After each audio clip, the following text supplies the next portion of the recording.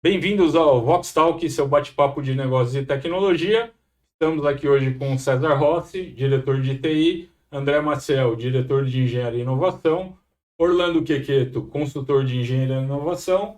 Eu sou Márcio Rodrigues, arquiteto de soluções, e vocês estão no Vox Talk.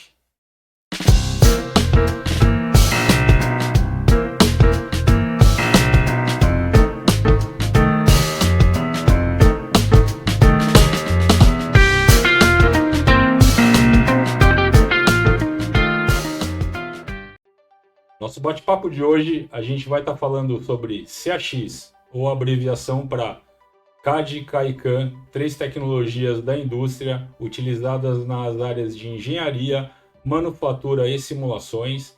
Vamos estar explicando para vocês o conceito de cada uma e falar um pouco das nossas experiências aí na indústria com essas tecnologias.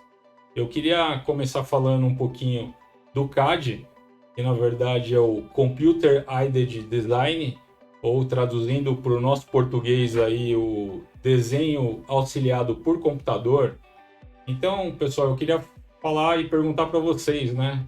A gente que está há muito tempo na indústria, queria saber de vocês, né? Como é que foi essa experiência aí de sair do desenho manual, né? Ou o desenho da prancheta e começar a desenvolver, né? E desenhar dentro do computador. Queria que vocês passassem um pouco dessa experiência aí, porque a gente sabe que isso causou muitos impactos dentro das áreas, né, principalmente com relação aos projetistas e engenheiros, né? Eu queria que vocês falassem aí um pouquinho de como é que foi essa transição aí da prancheta, do desenho manual, para o CAD, né, para o desenho aí auxiliado para o computador. Se vocês quiserem falar aí, por favor. É legal, Márcio. Acho que vou pedir a permissão aqui aos mais velhos. Só queria colocar que aqui na mesa hoje vai ser bem legal que a gente vai ter a visão deste tema visto de dois lados, né? Sim. Eu e você, como sempre focado em TI, como foi implementar e sustentar isso, e a gente tem aqui o André e o Quequeto, né? Como foi receber essa tecnologia, passar a entender e passar a utilizar. Então, antes de a gente realmente começar a falar dela, eu queria pôr esse ponto para mostrar como são as duas visões da implementação disso na indústria. Então, aí agora eu vou já deixar aberto aí para os nossos mestres aí começarem a falar. E agora sim, vou dar a chance para os mais velhos começarem. Eu só queria colocar o primeiro ponto. Obrigado, César. Realmente, nós passamos um momento bastante interessante, nós tivemos a oportunidade, a felicidade, né, de fazer essa transição dos profissionais da prancheta para o computador, né? E nesse meio de tempo aí, muita coisa até os dias de hoje mudou em termos conceituais, né? Hoje muita coisa é transparente para o projetista. No passado, quando você ensinar a fazer um corte, uma seção, você precisava entrar um pouco na matemática, explicar que era a equação da reta, a equação do plano, para ele poder entender, porque existia um conjunto, uma série de informações que precisava vir junto, né? Uhum. Sem contar também a dificuldade. Hoje ainda nós temos algum gap da idioma, né? E no passado muito mais, nós não tínhamos tanto pessoal que conhecia inglês, né? Tem alguns exemplos que muito marcantes na minha vida profissional. Um engenheiro que se tornou um grande projetista na área de desenvolvimento, principalmente na época da área dele era elétrica. Primeira pergunta que ele me fez, eu não sei datilografia, eu não sei inglês, será que eu aprendo CAD? Aprende, você sabe desenho? Vai aprender. Qual que era a preocupação, né? Você vê como que hoje a gente não consegue entender, a tecnologia é tão disseminada, né? Você pergunta para alguém se a pessoa sabe da geografia para poder digitar alguma coisa no celular, alguém pensa nisso, né? E era uma coisa muito preocupante, né? Exatamente, na ocasião, inclusive na década de 80, eu passei por essa transição também, porque nós tínhamos uma formação muito técnica, profissional na parte de desenvolvimento de projeto. Você passava o dia todo traçando, né? E quando vieram as máquinas, né, a computação gráfica para auxiliar toda essa construção, foi um choque. Porque, que nem o Márcio falou agora, né? O César também comentou. TI para engenharia e o lado da engenharia para o desenvolvimento, a utilização da ferramenta. Então nós tínhamos muito conhecimento de riscar, de projetar, de pensar e colocar isso no papel. A máquina veio depois para você trabalhar digitando. Então, quer dizer, de computação ninguém sabia nada, ninguém conhecia, nem sabia o que era uma placa gráfica. Sim. E hoje você vê o advento da engenharia, da tecnologia, tudo a favor disso aí, favorecendo todo esse trabalho, esse desenvolvimento, essa mão de obra, né? Tanto é que no começo, acho que os primeiros softwares, né, de desenho CAD, eles eram considerados pranchetas eletrônicas, Sim. né? Muito Você não tinha o isso. conceito do 3D, né, da criação real. Você tinha lá linhas e curvas e pontos para realmente substituir o nanquim e O pessoal a lapiseira. estava acostumado com geometria descritiva na mesa, né, André? Depois virou para modelo 3D na tela e começa... Exatamente, eu acho que é um ponto que é importante a gente comentar, né? O fato de você ter saído de trabalhar em 2 planos, né? No 2D e ir diretamente para o 3D, né? Que seria o desenho tridimensional, né? Porque o projetista da prancheta, né? Ele tinha uma visão de CAD, né? Muito dentro de trabalhando apenas em 2 planos, né? Que você simplesmente está trabalhando em XY ali, né? E você não tem uma visão do plano Z, assim, né? Do eixo, né? Como a computação gráfica, na verdade, ela permitiu isso, né? O que o André falou, fazer um corte, né? O que era um corte? Era pegar uma curva francesa aí de 1 metro, 1,5 metro, 1,80 m e imaginar como que se comportaria, né, isso no papel. É um trabalho de artista, né, isso no papel. E como você passa isso para uma tecnologia? Sim. Né? E foi a junção de 2 coisas, né? Primeiro, você precisava trabalhar, desenvolver a sua atividade e, ao mesmo tempo, aprender A tecnologia nova. Então, um delay de tempo, né, entre uma coisa e outra, e o serviço tinha que sair, né? E a expectativa também dos usuários eram, assim, bastante alta, né? À medida que eles iam aprendendo a utilizar o software, mas isso está demorando tanto, né? Porque as máquinas, equipamentos não tinham o processamento que tem hoje, né? Aí a gente, como instrutor, falava para ele assim, ó, bom, quanto tempo você levaria para fazer uma seção, corte do teto do carro, pegar a coluna, assoalho e tal? 20 dias, 1 mês, tá bom. E agora, quanto você está demorando para fazer uma sessão completa? 4 horas. Pô, então já ganhamos bastante tempo, né? Assim. Então essa expectativa também era muito grande, até os dias de hoje, né? Quantas vezes aí eu vejo a gente ter que voltar lá, explicar, mas o sistema está muito lento. Aí eu canso de ver o César, você, o próprio Márcio, mas tem a explicar para o cara o que é latência, o que é... Sim. É um negócio que... É que na verdade Na verdade, assim, a introdução dos engenheiros, dos projetistas com o CAD, né, com a computação gráfica, ela foi uma coisa que acabou exigindo do próprio projetista ele desenvolver novos expertises, né, novos conhecimentos. É isso que você está falando, a questão de conhecimento mesmo, o que é rede, né, como é que funciona a infraestrutura, como que funciona a computação, né? E a pessoa às vezes tem que esperar, porque você tem um tempo maior, né? Você pode ter outros tipos de problema. Mas, André, eu queria que você falasse um pouco também, lógico, da resistência, né, inicial, principalmente, eu acho que dos projetistas mais velhos, né? Isso foi realmente uma coisa que eu acho que impactou muito, né, na vida deles, né? Isso bem lembrado por você, isso realmente aconteceu em diversas frentes, né? Eu me lembro uma ocasião, um grupo de engenheiros, projetistas que estavam lá e pessoal bastante experiente no início era indicado para fazer esse treinamento. E um deles também me procurou. Olha, André, não tenho nada contra você, você é o instrutor aqui, o professor, eu estou aqui porque me mandaram estar aqui, falta poucos anos para me aposentar, eu vou me aposentar, eu não quero aprender isso, eu não tenho interesse nenhum. Então eu via também que em alguns casos começava a acelerar a aposentadoria. E a gente, como ex-professor do Senai, com formação de didática em pedagogia, a gente também procurava tentar trabalhar esse lado emocional, né? Sim. E esse caso específico foi um grande projetista e ainda já com uma certa idade está atuando muito forte ainda na área de desenvolvimento de suspensão veicular e tal. Ele se destacou da turma e se tornou o destaque da turma. O Bambambam, né? Então isso acontecia muito, né?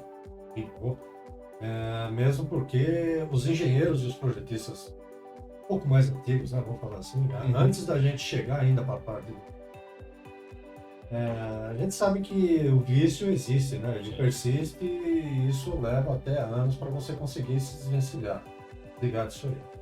Então, por isso que tinha muita resistência, né? O sofrimento, primeiro, do cara ter que aprender uma tecnologia nova e ninguém estava disposto. Então era um pouco de, não sei se a gente pode considerar de comodismo ou não, mas aquilo ali era uma situação que comportava todo mundo. Então, quando veio uma ferramenta nova para auxiliar o desenvolvimento, o trabalho, essa resistência ela é natural, ela acaba sendo natural. Né? E por esse motivo, muita coisa acabou sendo atrasada. E teve muita gente boa, muito profissional bom, o cara que fazia a verdadeira obra de arte, acabou às vezes até abandonando, né, André? Você mesmo acabou de falar, antecipou uma saída, uma aposentadoria, porque o cara não queria saber de aprender mais nada, ele já estava bom. Agora, diferente dos que estavam nascendo, começaram a estudar naquela ocasião, onde as máquinas estavam surgindo, se formaram-se verdadeiros projetistas de software, né? Trabalhar para fazer uso da ferramenta. Interessante, César, você se recorda também, era muito elitizado também, sabe? E também tudo era escondido, né? Nós passamos anos e anos dando treinamento em áreas totalmente fechadas, alguns casos nem janela tinha. Sim. Tem que esconder tudo, né? Toda informação, tudo era confidencial. Tudo era confidencial. Inacreditável. Aí uma vírgula. Não, segredo, tudo segredo. E uma outra coisa também, acho que o Orlando acabou de comentar, né? Essa questão mesmo de projetista, né, velho, ele querer, de repente, ter uma resistência maior para aprender uma tecnologia nova. Até porque a gente tem que pensar assim, a gente estava trocando o pneu do avião voando. Porque se você pensar, né? Nenhum projeto parou para poder implementar o CAD. Exatamente. Apesar de você estar aprendendo o CAD, né, todo mundo tinha que pensar que tinha que entregar o desenho no dia seguinte, porque o projeto do carro estava em desenvolvimento, né? Então a gente... Era o projeto em andamento e mais a necessidade de aprendizado da Exatamente. Isso foi um impacto tremendo, né, no mercado. E hoje a gente observa que é importante essa mescla ainda do pessoal mais experiente, com os recém-formados, tal, porque é uma coisa natural das pessoas, né? Hoje o recém-formado, ele não passou ainda por uma experiência do desenvolvimento de uma ferramenta, de um painel do instrumento, do para-choque, de uma grade. E tem N situações que, o projeto tá bonitinho, mas ele não sai do molde, ele encareceu muito o molde. Não produz, não fabrica. Tá deixando mancha e tal, e você precisa recorrer àquelas pessoas que já passaram por essa fase, né? Porque a gente tem que lembrar sempre o seguinte, né? Não quer dizer que a habilidade no software é o que te condiciona a ser um profissional, né? Um nível de desenvolvedor, né? Muito alto, não é isso. É lógico, uma coisa, lógico, está totalmente atrelada à outra, né? Mas a questão da experiência mesmo, da bagagem, né? Você acaba associando do mercado, eu acho que ela pesa muito, né? Quando a gente fala isso. Principalmente hoje pega muito, né, César, o custo, né, desenvolvimento ferramental, né? Então, a pessoa você consegue treinar rapidamente, ela pegar habilidade, mas ela não ter uma experiência, por exemplo, ela está fazendo desenvolvimento de um produto e ela não teve experiência do movimento que o molde tem que fazer lá dentro, né? Que é uma gaveta, movimento mecânico, movimento hidráulico, pneumático, isso tem custo, esses movimentos. Então, podendo evitar essas essas gavetas, no molde, mas chega a reduzir bastante o custo, né? E se só com o tempo as pessoas vão passando por essa experiência, né, cara? Você que foi modelador, o que você traz daquela época para hoje nesse sentido? É bem importante, né? Gosto de sentar no computador logo de cara, só primeira profissão, sair desenhando com um bom uso da ferramenta, você consegue desenvolver bastante coisa. Você tem a vivência de chão de fábrica, a vivência de bancada, de prancheta, de linha, né? Tudo isso agrega demais você saber realmente que o que você está projetando como é aquilo no dia a dia, né? No mundo real. Faz bastante diferença. E eu vejo também que a responsabilidade do engenheiro, do projetista, ela é cada vez maior. Quando você desenvolvia os projetos na prancheta, até chegar na máquina de usinagem, tinha o tempo, além de ser mais longo, tinha tempo de você fazer algumas correções. Agora não, agora o que você desenhou aí vai direto já alimenta o próximo step, né? A máquina. Ele vai direto para a máquina e começa a usinar, começa a pôr o aço lá, né? Na ferramenta, e se tiver alguma coisa errada, correção fica para depois, né? Fica para depois. Você corre o risco de perder o ferramental, atrasar projeto. A gente está falando bastante aí de ferramental, de chão de fábrica, a gente está meio que saindo do CAD e indo para o próximo assunto, mas antes de entrar em CAD, eu queria passar um pouco do que eu abri aqui no começo, né? A gente mostrou bastante aqui a visão do usuário da tecnologia. Sim. E a visão de quem implementava. Você estudou, né? Seu curso técnico, seus cursos de aperfeiçoamento, sua faculdade, o que você viu de CAD em toda a sua formação técnica. Todo mundo que trabalhou com você, né? Das equipes aí, 2, 3, 10 equipes que você trabalhou. Quem teve formação para implementar, para especificar equipamento CAD, né? Como que é, hoje ainda, mas como que era, começo da década de 90, entender demanda de CAD e implementar CAD na indústria? Na verdade, a gente sabe muito bem que naquela época a gente não tinha nenhum tipo de especialização, né? Nenhuma matéria dentro de TI que era realmente direcionada, né, para a implementação de ambientes de CAD, né, de CAX, que é o que a gente está falando aqui hoje.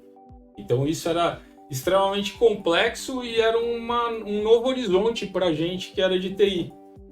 Porque eu sempre falo, né, todos esses anos de janela, trabalhando com engenharia, com manufatura e simulações, né, com CAI, é muito interessante porque eu sempre falo assim, eu virei engenheiro por osmose, porque é tanto tempo trabalhando, né, com todos esses sistemas, com toda essa tecnologia, e de uma certa forma você acaba, né, aprendendo um pouco, né, acaba entendendo um pouco o que é engenharia, o que é manufatura, o que é simulação, né, então a gente acaba adquirindo outras habilidades, né, além das nossas próprias, da nossa formação de TI, né. A gente não tem o diploma, eu reconheço que a gente não tem a capacidade desenvolvida de um engenheiro, mas a gente viveu as dores e a gente dá pro gasto, né? Dá pra brincar um pouquinho. A gente engana, cara. Vocês aparentemente, assim, bem mais jovens, César e Márcio, mas vocês também é do tempo que amarrava cachorro com linguiça. Queira ou não queira, você veio do chão da fábrica. César, você fez Senai, você trabalhou de modelador. Orlando... Também na parte de... Comecei como desenhista, né? Então, vivia no chão de fábrica também, fazendo todo o acompanhamento. Senai, mecânico de manutenção, ferramenteiro, e de repente nós vimos essa frente aí, olha, precisa implantar isso aí agora. Nós não tínhamos para quem perguntar. A nossa referência é a seguinte, olha, vai implementar tal software, e como que vocês vão fazer? Pegava lá um armário, tinha lá 30, 50 volumes de manuais, de literatura, fala assim, aqui tem tudo que você precisa saber para poder entender o software. Tudo em inglês, e o que você vai fazer? um mês lendo. Isso Um mesmo. mês lendo Isso tudo para poder implementar. Sem É contar- essa a regra. Sem contar, César, que muitas máquinas, equipamentos, principalmente europeias, às vezes nem inglês tinha, o catálogo era alemão. Alemão. Então, isso também eu agradeço, que fez com que a gente sobreviva bem até os dias de hoje. Toda hora nós temos um desafio novo, mas nós passamos essa experiência, como desbravar isso aí, né? Então, cada Vamos vez... chegar lá, né, André? Ô, Orlando, você como professor também de inglês, né? Hoje, você vê que esses profissionais mais jovens hoje dominam bem o idioma, mas todos dominam? Todos conseguem pegar o telefone, ligar, falar, conversar, como que é? Não, André, não funciona bem assim, né? Existe a necessidade de dominar, pelo menos o convencional, que é o inglês. É a língua universal. E qualquer empresa que você vai pleitear uma vaga, vai se candidatar hoje para uma entrevista, teria que 50% às vezes da vaga, dependendo da função, é o idioma.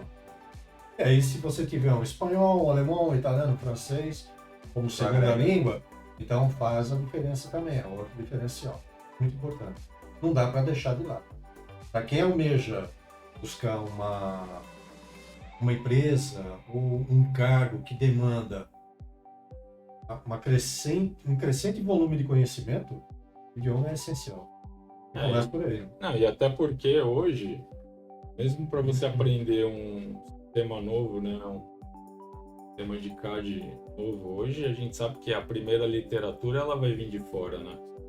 A gente não vai ter um contato de imediato, por exemplo, com uma literatura já traduzida para português, por exemplo.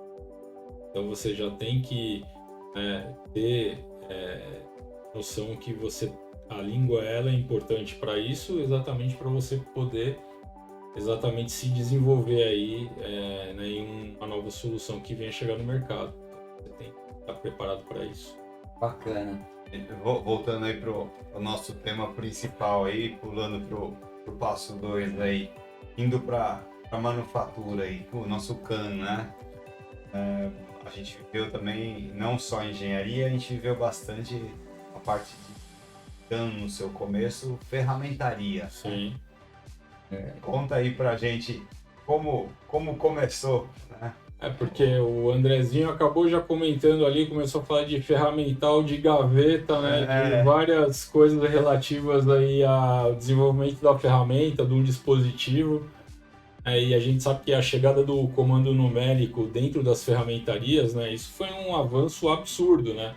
Para quem já foi ferramenteiro aí de bancada, sabe que isso, né, foi uma evolução real, né, dentro da área de manufatura, de criação e desenvolvimento de ferramenta, porque acelerou de uma certa forma o processo, né, porque possibilitou, né, essa velocidade talvez maior aí, né, de construção, né, de ferramentas, exatamente através das copiadoras, né, CNC, que a gente todo mundo conhece.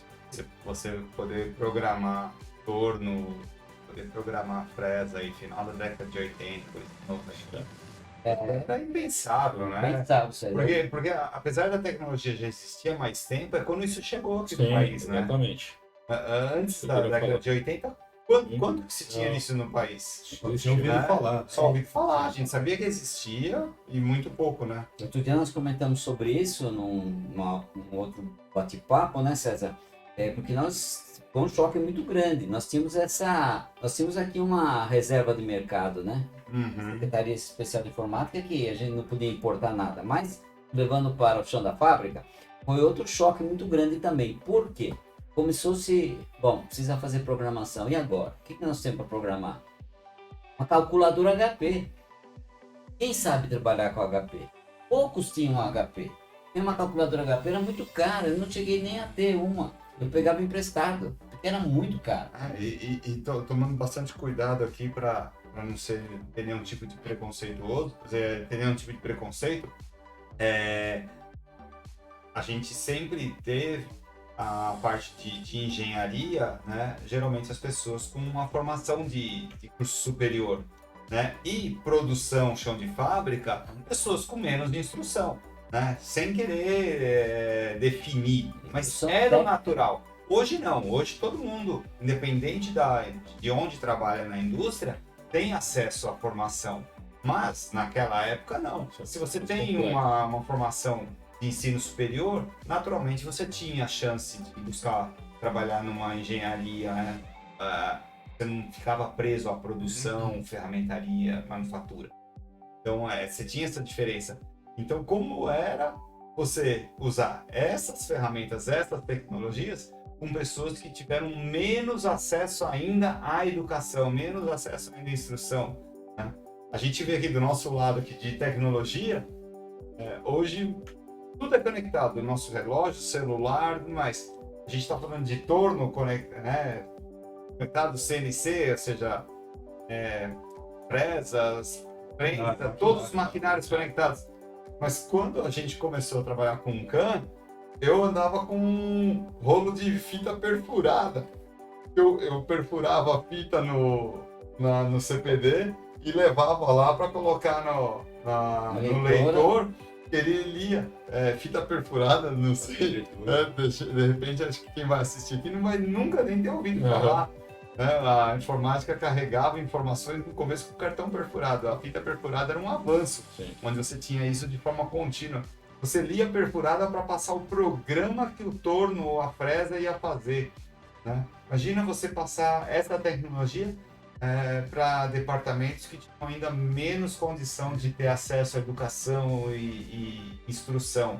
Era mais complexo ainda, né? Bem lembrado, César, essa programação era uma programação manual, né? Então exigia que a gente que veio desse chão de fábrica, antigos ferramenteiros e tal, a maioria trabalhava em turno. E era mandatório você trabalhar em turno. E você, em alguns casos, você não tinha nem escolha se você podia ficar só no turno da manhã ou só no turno da tarde. Você tinha que fazer revezamento. E mesmo que você tivesse uma possibilidade no início de ficar ou na parte da manhã ou na parte da tarde, não existia essa flexibilidade de cursos online, cursos depois que veio os cursos supletivos, e realmente isso foi Então a pessoa não tinha nem condição de estudar, né? Condição. Então a saída dos RHs e de uma maneira geral, a gente como instrutor, foi selecionar um ou outro profissional que tivesse lá um curso de matemática, um curso superior, porque engenheiros chão de fábrica poucos eram na época, né? As próprias engenharias, o número de engenheiros mesmo era reduzidíssimos formados. Agora você imagina o que a gente enfrentou como professor, como instrutor. Mas você é professor do Senai, você tem curso de pedagogia, você não tem uma formação de engenheiro. Então você não pode dar curso. Como você quer ensinar um engenheiro se você não é, né? E nós passamos uma experiência interessante, essa linha, essa corrente, né? Eu me lembro que era muito forte.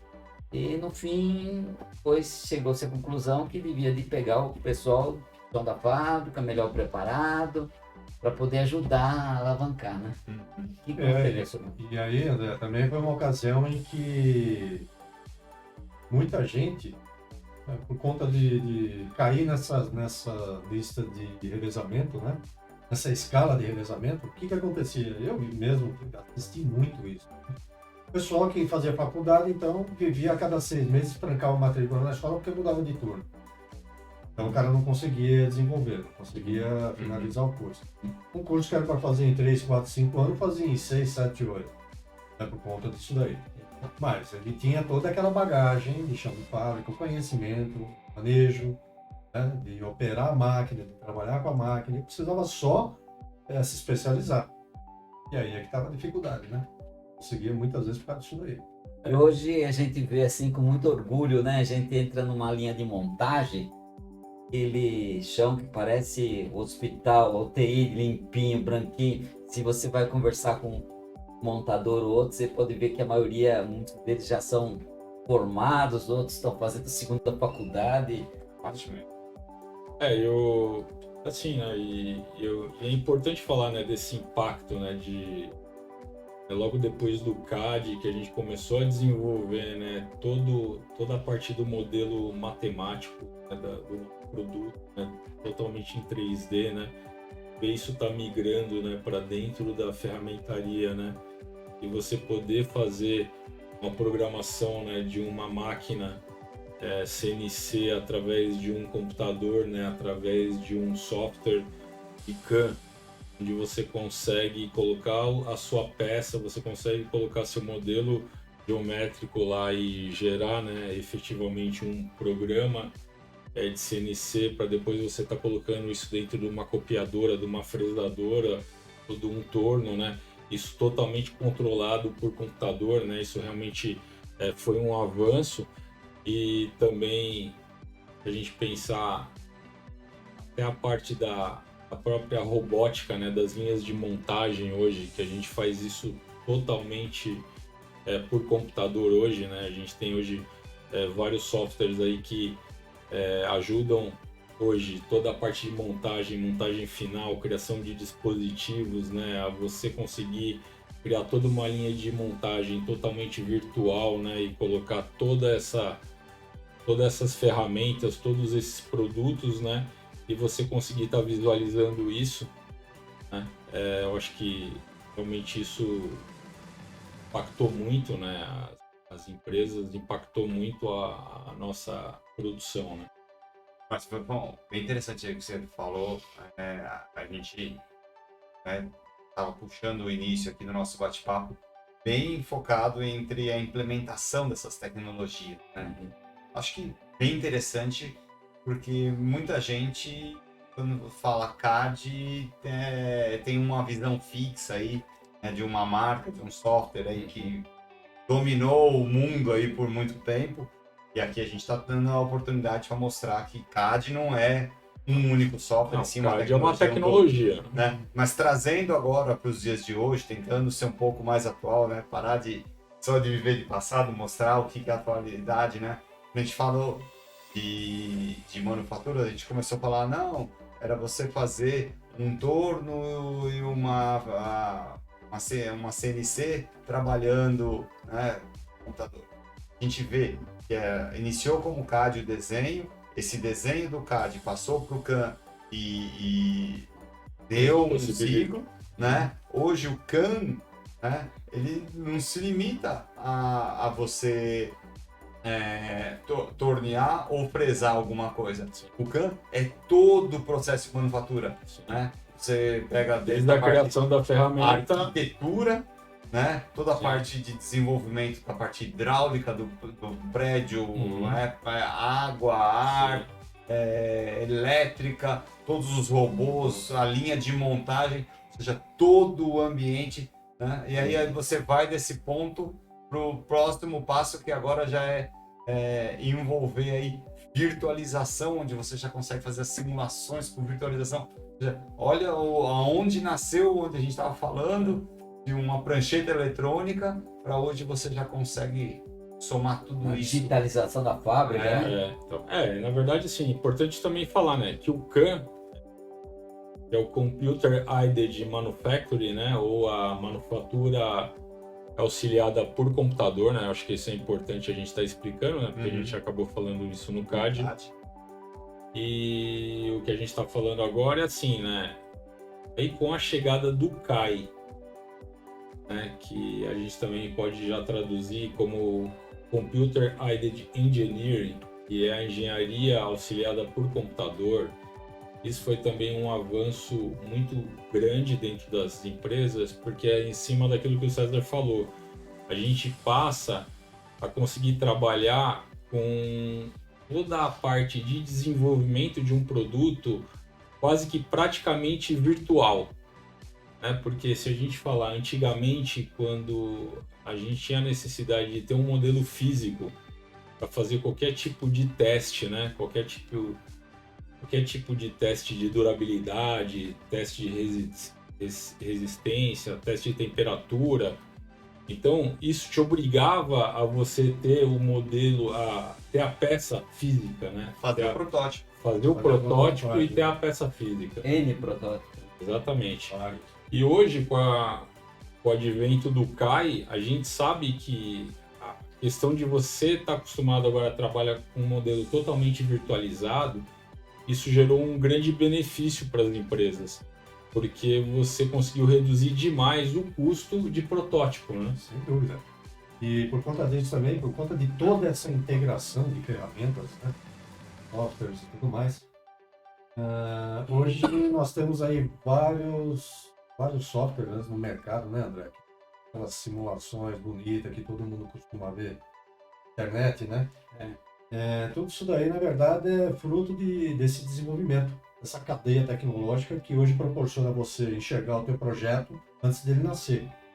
Você faz toda a cadeia de simulação dentro seja ela uma ferramenta, seja ela uma empresa, né, um chão de fábrica, por exemplo, um fluxo de cadeia logística, de produção, qualquer coisa.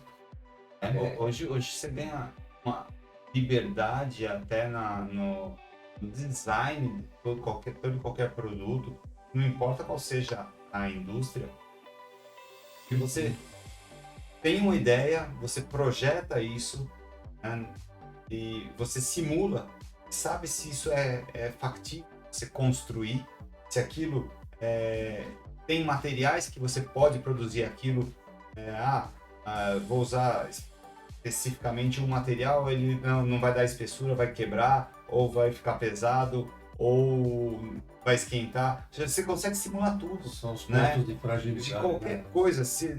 Eu vou ficar citando um monte de coisa e vou ser redundante, então não vou nem seguir nessa linha de raciocínio. Né? Então você consegue fazer toda e qualquer simulação, né, antes de construir. Então, o design ficou lindo, mas não é funcional. Volta, altera o design, melhora, tudo mais.